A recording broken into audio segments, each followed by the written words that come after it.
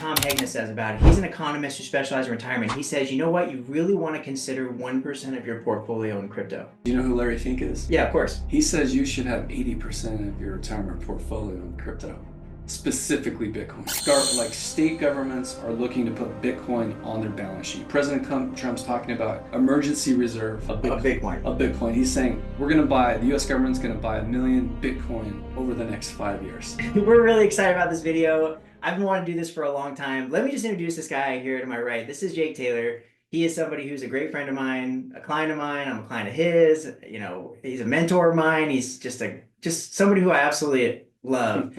And usually when something's going on, this is who I call. This is like my guy.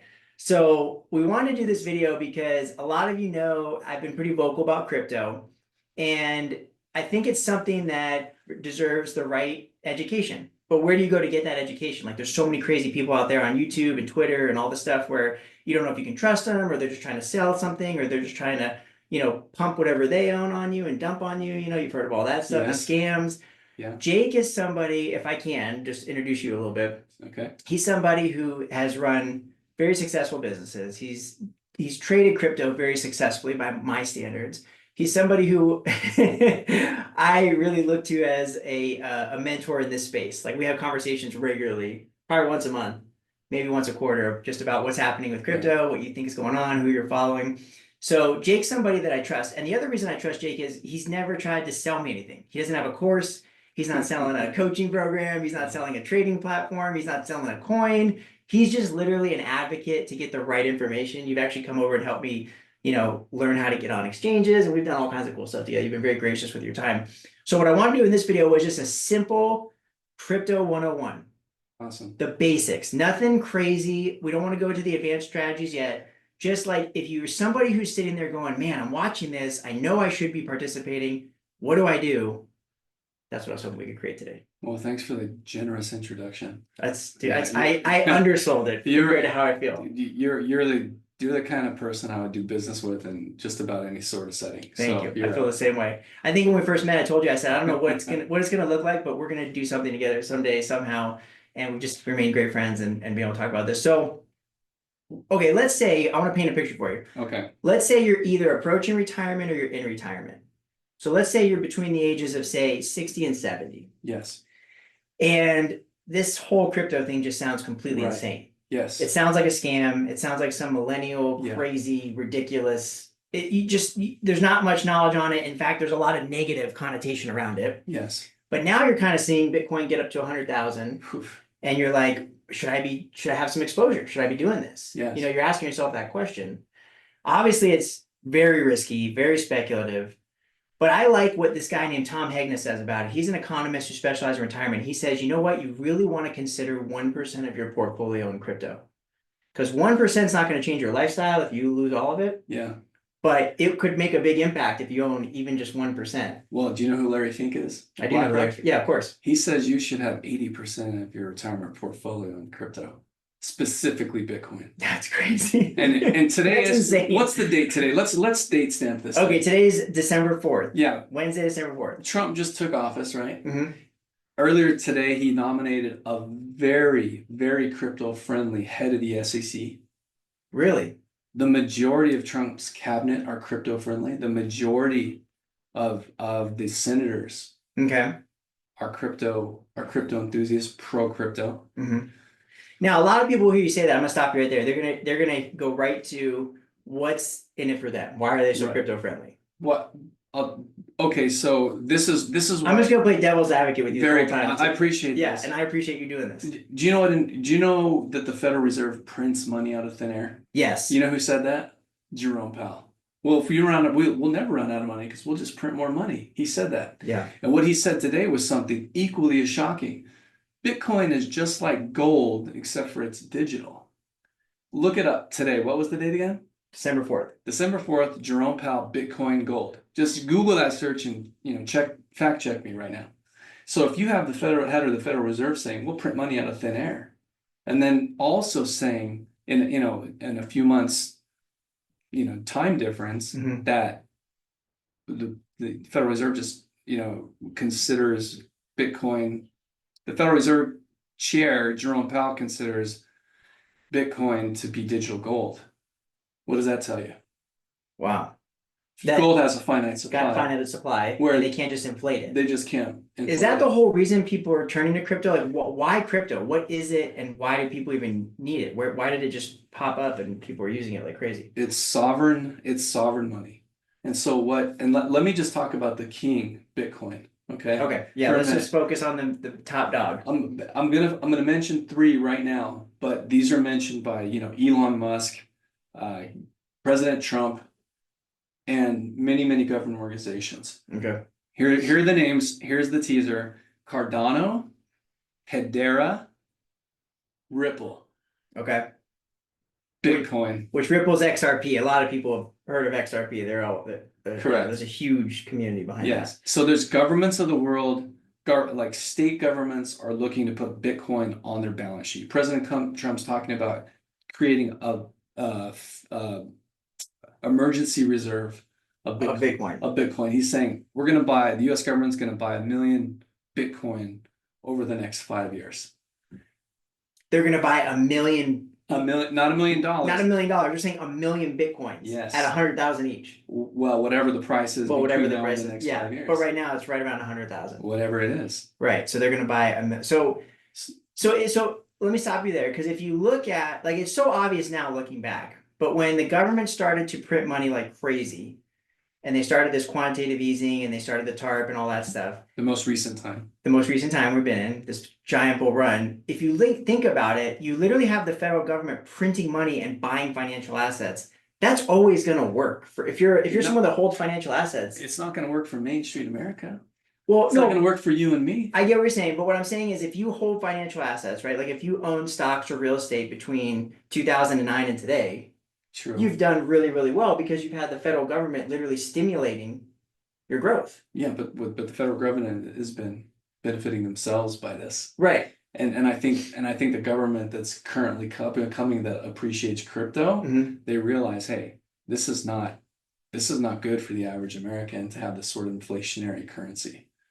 So but what I'm saying is if the government's made a commitment to buy 1 million Bitcoin in the next 5 years, to me, that's a signal that the price is going to go up.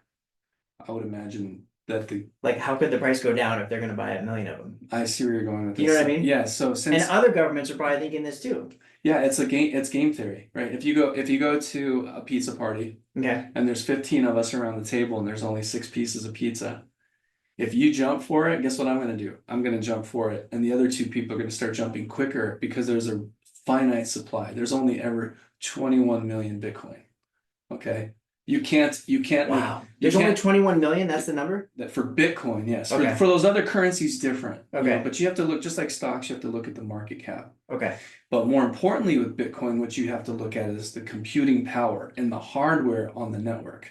What is the network? The network is not like, for example, Amazon Web Service. It's a centralized group of servers, right? A hacker can come in and hack that central group of servers. Bitcoin is decentralized. It's not owned by you, me, or anyone. It's owned by us. Russia, America, Iran, okay? Governments of the world have groups of servers that all contribute to the Bitcoin network. Individuals, government organizations. And so you have this decentralized network. So if this portion gets attacked, then all these others are saying, hey, we're validating all the transactions, but this is the bad apple right here. So we're not accepting those transactions because you have consensus through decentralization. Does that make sense? Kind of. I feel like I'm more confused now. So let me ask you a question, okay, so who started Bitcoin? Like, how did it start? Satoshi Nakamoto. Okay. And he's what a is mysterious Bitcoin? he's a mysterious figure. No one knows who Satoshi Nakamoto is, but is he a real person or is that like a pen name for somebody? Like a fake? It's like William Shakespeare. I think. Okay. Who was William Shakespeare, right? Right. So he's like, did he really write all those right things? There's theories that like there was a collection of people and different, maybe women wrote the plays and So there's speculation that the NSA and the CIA is behind the creation of Bitcoin. Oh, okay. So even the creation is a little bit Oh yeah, mysterious. there's speculation on all sorts of things. So this Bitcoin just shows up, and then how did these networks get created over all these countries? Was it like miners that started? Like how did it? You know what I'm saying? Like if there's no Yes. one person behind it, how did it get distributed? Satoshi Nakamoto distributed what's called a white paper. He broadcast to the world, "Hey, I'm doing this thing," and he started Bitcoin. It was a free and fair creation of the software, and everyone had a chance to get into Bitcoin in the genesis of what Bitcoin was. So obviously, you needed to have some computing knowledge. You had to understand about how code works and how cryptography works. So it's sort of it was a small group, Mhm. but they realized the value of it right away and started putting servers up and the hardware that launched the Bitcoin network back in 2009, I think, 2009 or 2010. Okay, so I think of it if it's like gold, okay, there was obviously a gold rush in America at one time. People were quitting their businesses and leaving their homes to go to the frontier and mine gold. Right. Is it similar to that? Like were people like racing to go create Bitcoin? Because you heard about these Bitcoin mining companies. Yeah. So Bitcoin, what a Bitcoin mining company is just a company that supplies computers to the decentralized network. That's all they do is they write ledger. They write Okay. code to the ledger. Imagine Ebenezer Scrooge, since it's almost Christmas. He had Jacob Marley was, he had a ledger up there, right? Yeah. And then he wrote not one ledger, but two ledgers. What would happen if the house burned down? There's no record of the ledger. So Right. miners write to the ledger, which the ledger is just transactions of all the Bitcoin transactions that have happened since the very beginning. So it's a train of transactions that grows and grows and grows and grows and grows to validate the 21 million Bitcoin always. Okay, so it's not like they're creating new Bitcoin by No. mining. They're supplying code to further validate the network in case it shuts down. So out of the 21 million Bitcoin that there are in existence, something like 19 million have been mined. So they are generating new Bitcoin, but it's the mathematical formula is perfect. And that's what people are gonna, I know you people are watching and go, how can it be perfect? Well, Bitcoin's never been hacked.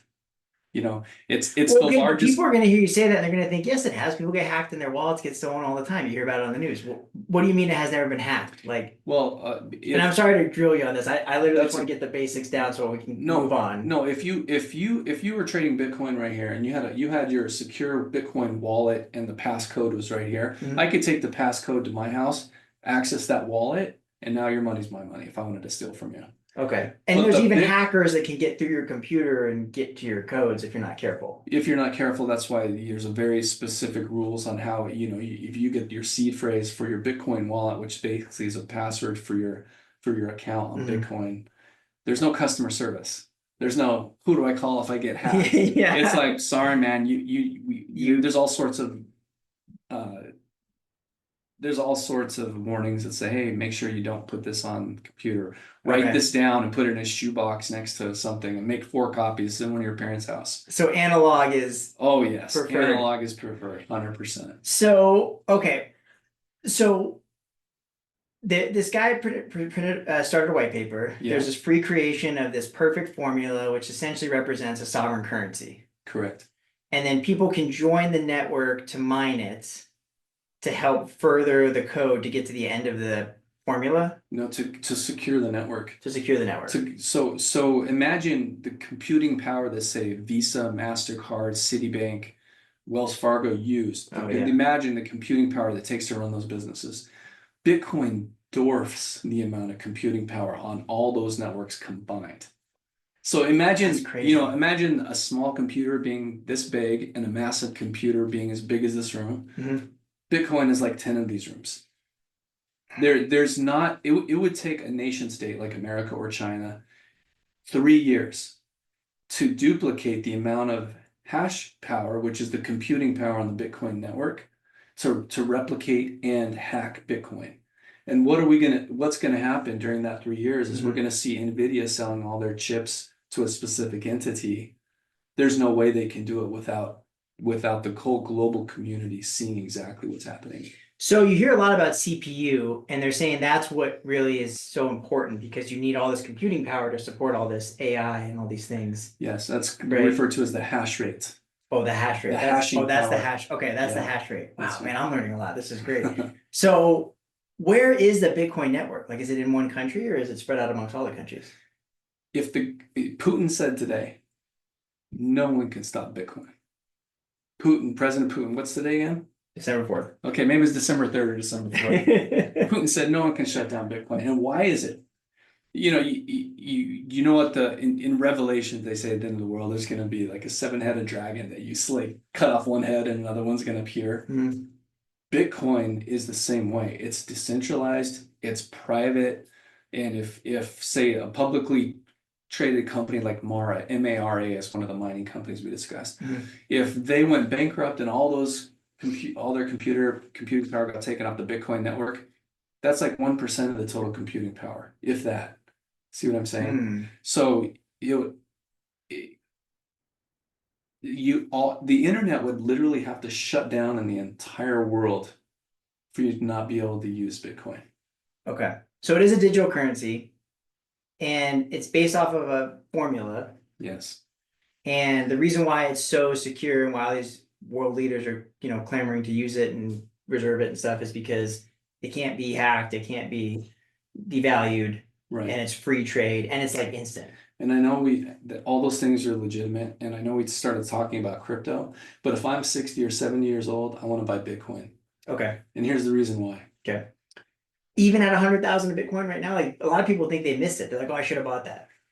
I started buying Bitcoin at like 2000. I know you did. Right. Yeah, that's why. and you know what? I wasn't the smartest with all of it. I've made more money in crypto overall.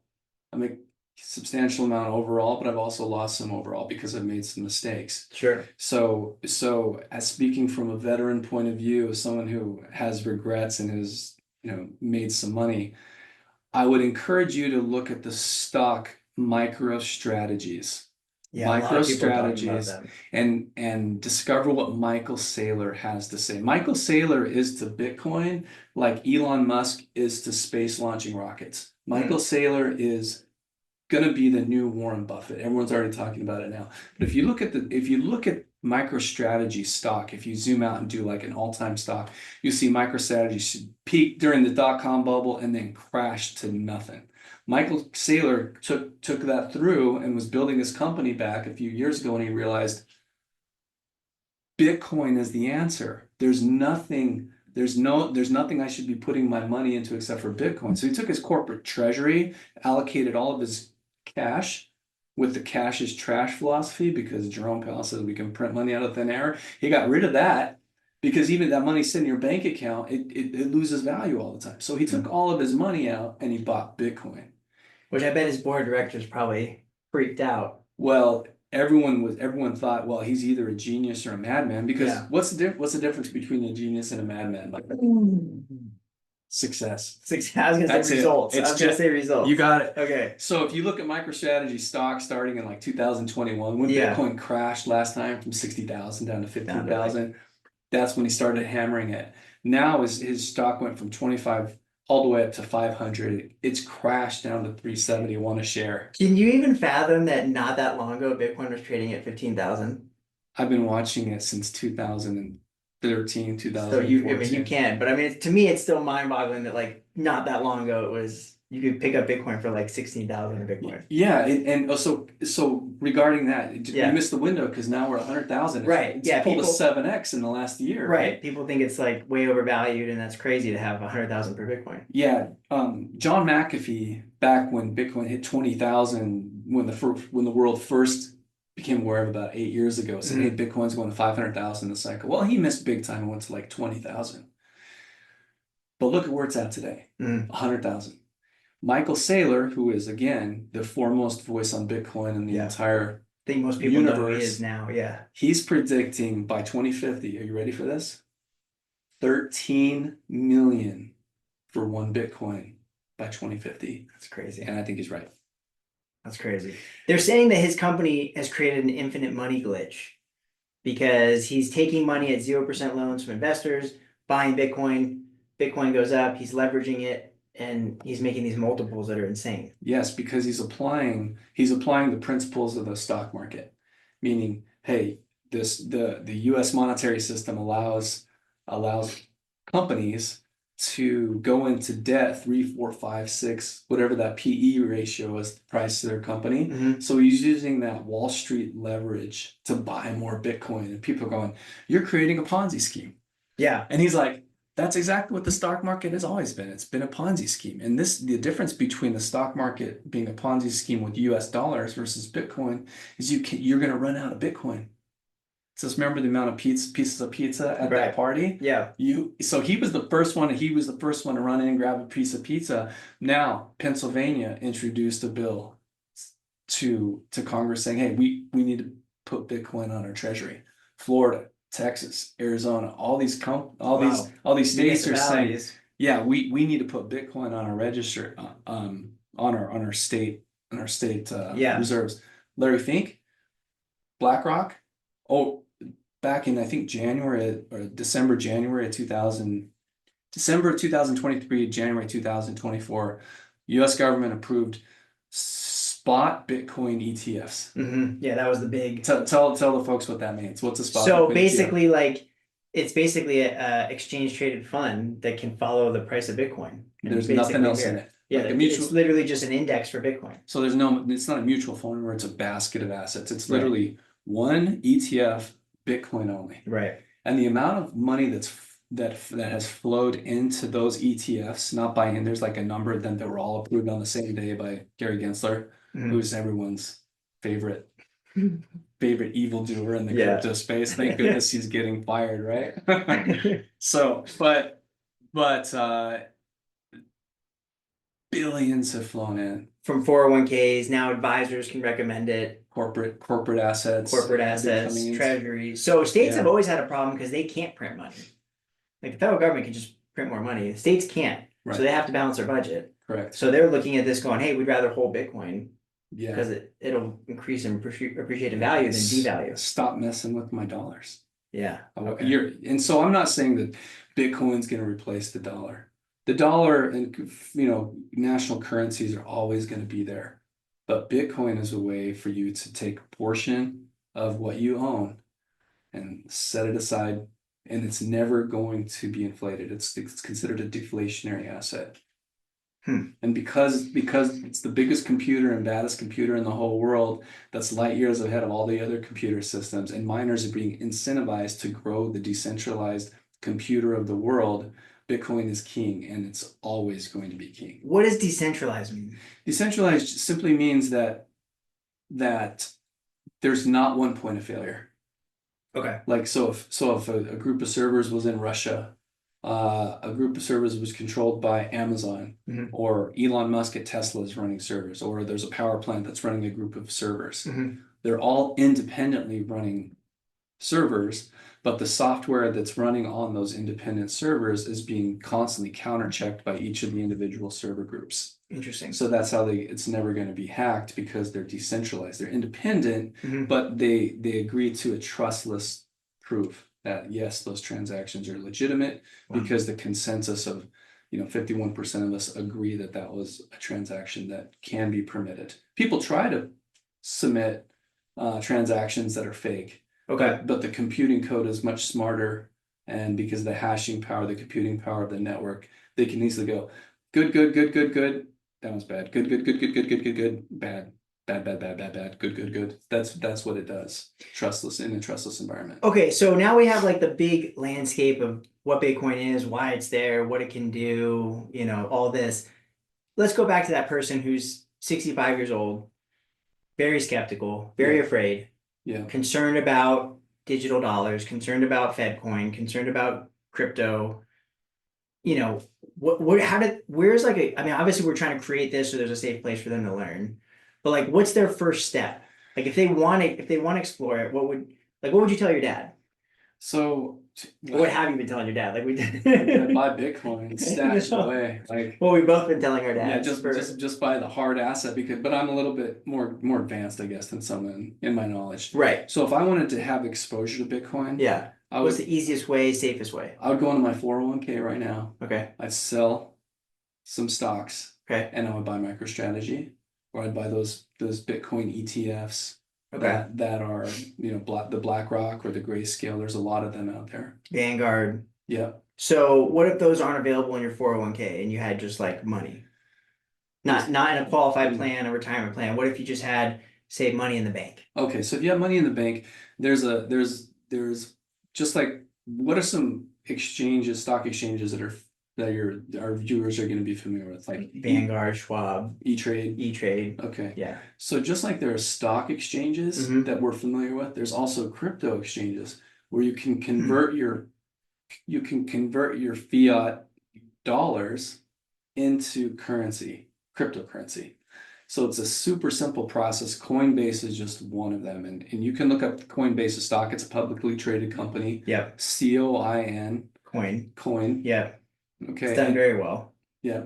It's going to continue to do very well as crypto grows and in its cycles. But you go to Coinbase, you link your checking account to Coinbase. You can literally transfer in specific amount of money through Plaid. You may have heard, PLAID. That bank kind of linking. Yeah. Okay. Is it safe?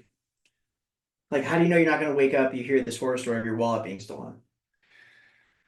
So generally people who have their wallet stolen are either they're storing their passcodes on their computer, or they're doing transactions on public networks like at a school or a Starbucks. They're typing their passcodes in and anybody can see those passcodes, or at a hotel. Oh gosh. Right. Okay. So you want to be on a private network whenever you're like your house. Yeah, don't move money except for when you're in your house. But when we're talking about Coinbase is just as secure as your Wells Fargo checking account is. Really? Yeah. That's interesting. And always set up like a two-factor authentication. I think even if folks in their 60s and 70s now understand what two-factor authentication means, like, hey, if I'm going to log into this website, I need your website to send me a code to my phone. I get the code off my phone, then log in. So so many of my clients are now going, God, I hate that.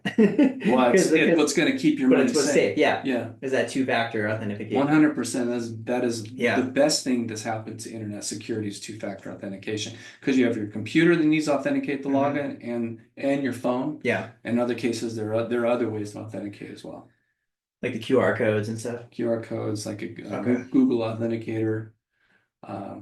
Many different. So if you were, you have knowledge of it and you've had success, which I'm not going to put you on the spot, but I do want to ask you a couple of personal questions if we can in a second. If you were say you're helping your dad. Yeah. How old your dad? He was born in 1950. Okay. So he's 74. Okay. So if you're helping your dad and you say your dad had $1 million, what portion, I'm not saying you would recommend this to anybody watching the video, none of this is financial advice or recommendations, but if you were talking to your dad, and you were like, Dad, you got all these assets, right? You got these rentals over here, you got stocks you've had forever, you got bonds, you got some annuities. Like, what portion would you tell your dad to put into Bitcoin right now at 100,000? I would tell him, don't put any of the money that you know you're going to need to live off of for the next 10 years. Okay. If you figure out how much money you need to live off for 10 years, and don't put that in Bitcoin. Okay. Because the volatility. Because then you go to sleep at night going, oh yeah, right, exactly, the volatility. Yeah. Don't risk what you can afford to lose. Okay. Mentally. Okay. Right. I don't think you're going to lose it, but if you need it and it's gone down 30%. Okay. Next year. Yeah. You know. Oh man, I shouldn't have put that in because I got to take it out. No. Yeah. You're locking in the loss. Yeah, because it's not like it goes straight up. Bitcoin goes like this. Yeah. But over time it goes up. Yeah, but it can be a wild ride. It's a wild ride, like a roller coaster. Yeah, for sure. But I would tell him, so no money that you need to live on, and you would create a 10-year time horizon to watch it. I would say buy Bitcoin and don't touch it for a decade. And I would say don't touch it till 2050, and then you get 13 extra money if it goes. That's what I would really tell him. Yeah. Forget about it till 2050. Yeah. In fact, I'd say, Dad, whatever inheritance you think you want to leave for my brothers and sisters and I, just buy Bitcoin with it. Nice. That's the best thing you can do for us. Yeah. Does it get the step up in basis like other assets? Like people always ask about the taxes, like how's it taxed? Like you've transacted in quite a bit of different cryptocurrencies. How is it capital gains? It is capital gains. But Trump just said, hey, if any crypto that's made in America, we're gonna remove capital gains taxes from those currencies. How do you know if it's made in America? Just the people who started the currency were. Okay, so this isn't Bitcoin. Yeah, the other currencies, The but smaller Bitcoin ones. Bitcoin counts. Oh, Bitcoin can count on that? Bitcoin counts in that. Interesting. It's already a commodity. Wow. Right. So you're a believer. Okay, so I want to ask you this question, and I won't put you on the spot because I think that would be very unfair, and I didn't tell you I was going to do this, but I just have to ask this. Sure. What's been your best, you don't have to say dollars, but what's been your best multiple you've ever hit in crypto? Like what's been your biggest success story and your biggest loss? I want both, if you don't mind sharing.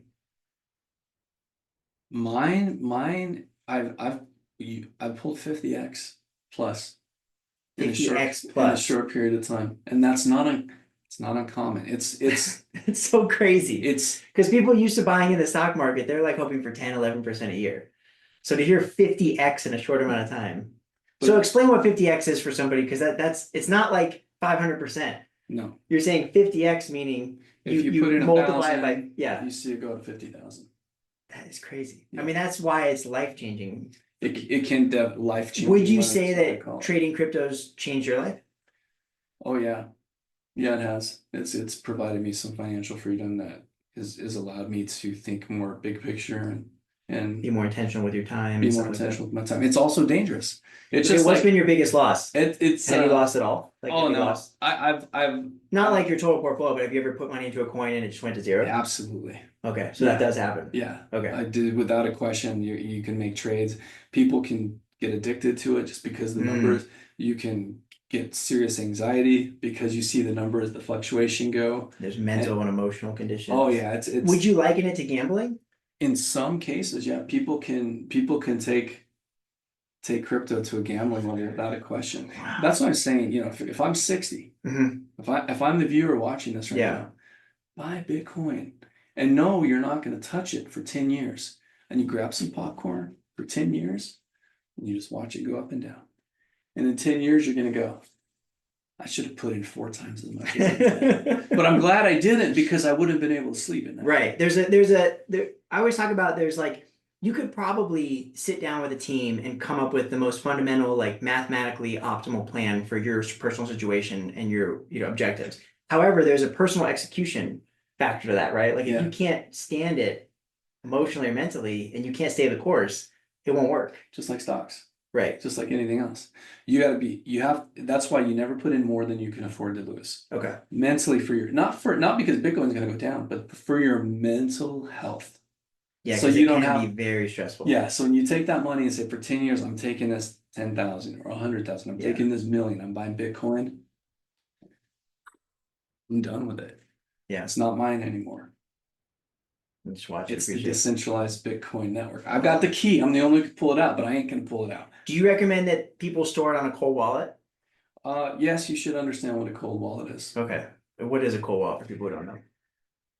I got mine sitting over there. I wanted to ask you about it. Okay. So a cold wallet literally it's just like a two-factor authentication piece is for your phone and your computer if you're logging onto a website. A cold wallet is another source of authentication. Okay. So it's less hackable.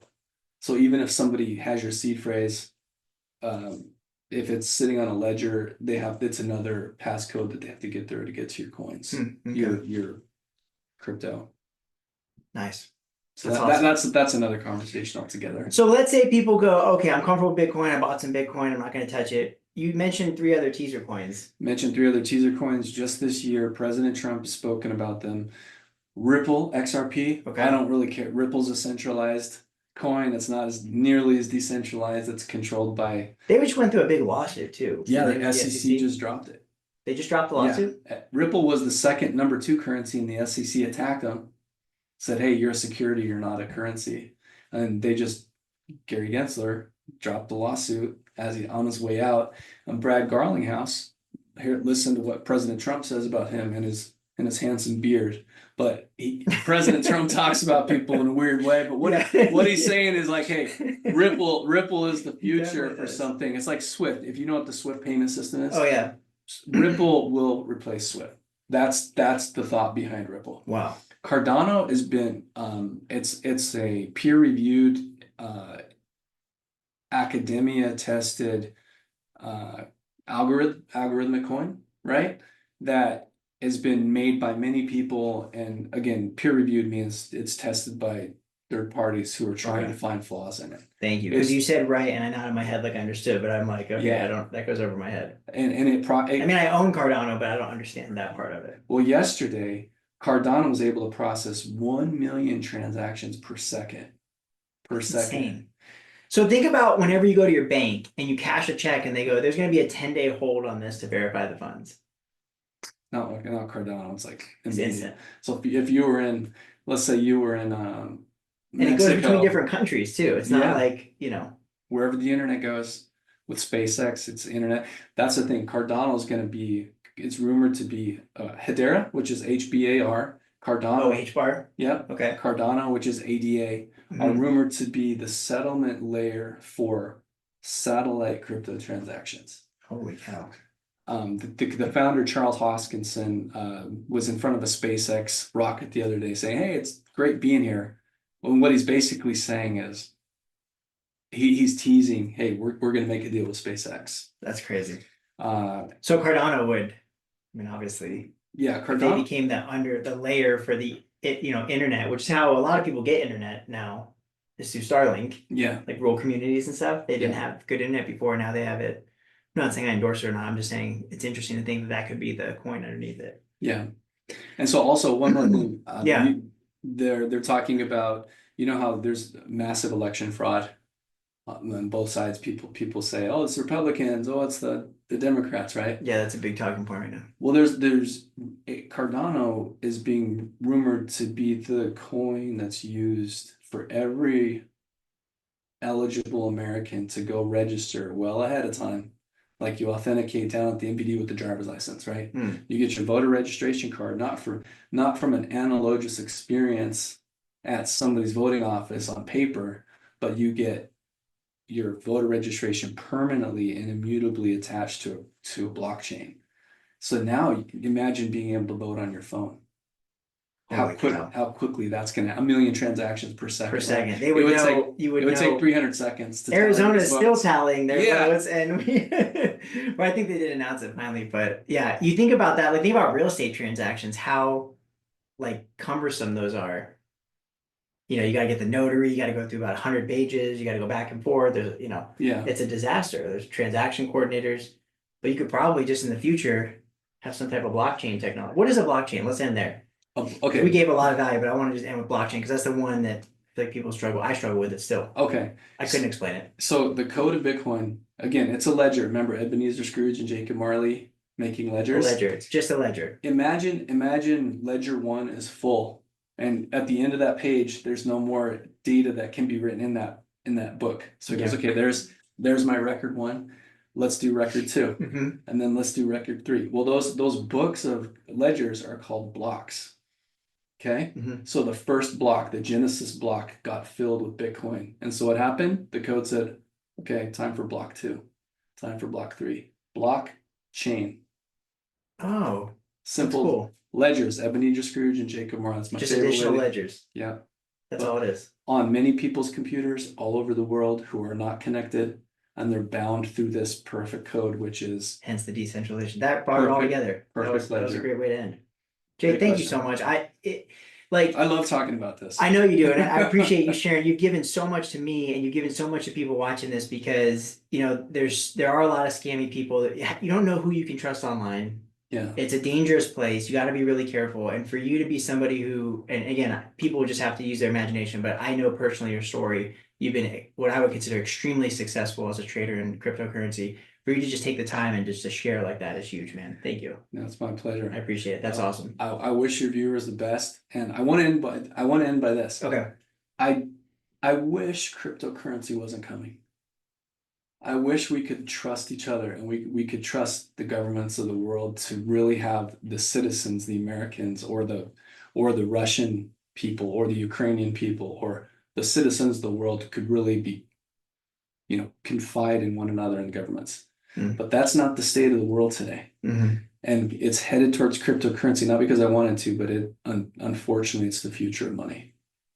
Just because it's basically it's resilient to that issue of relying on trusting each other. It's a trustless environment. Wow. It's using the internet to transact trustlessly where everyone agrees what is the value of that particular thing. Wow, that's powerful. So there's a purpose for it. I mean, it's really a great way to end. I appreciate you doing this, man. Thank you so much. Thanks for being here. Happy Hey, trading. if you want to get a hold of Jake, he's not gonna. He doesn't do personal crypto, and don't reach out to him for crypto. But he does run a very successful unit at the Menlo Brokerage Group. So if you do know anybody that needs to sell a business or buy a business, this is the man. Anywhere in the country. Anywhere in the country. And Jake is somebody who's doing it purely because it brings him super fulfillment. Like he doesn't need to be doing this, and he loves helping people with businesses. So I love helping people solve their problems and transitioning from their baby, what they've worked their whole life, or a company that they've grown to that's awesome. many hundreds of millions to. Yeah, and just like you said again, I would trust this guy with my life. He's absolutely incredible. He's very intertwined with, we don't get anything together for working together, but he's just somebody that I have a lot of trust in. And so hopefully you gotten a lot of value out of this video. If you like this video, check out this other video we did all about Jake and his business brokerage, and I hope to see you guys very soon.